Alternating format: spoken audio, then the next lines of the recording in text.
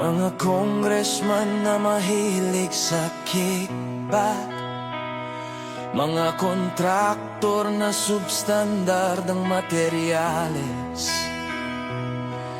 mga tao sa DPWH na mukhang pera. Nasaan ang puso nyo? Saan ang konsensya? Ano kaya ang pakiramdam habang kayo'y nakahiga sa yaman? Kami nagsisiksikan, kami nilulunod sa baha ng inyong kasalanan. Kami nagbabayad ng buwis, pinaghirapan dugot, pawis. Ngunit bakit ninanakaw lang? Mahiya naman kayo!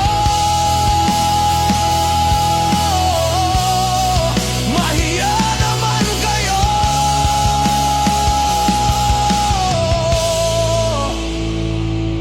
Ano kayang pakiramdam ng kontraktor na nakaupo sa mamahaling kotse?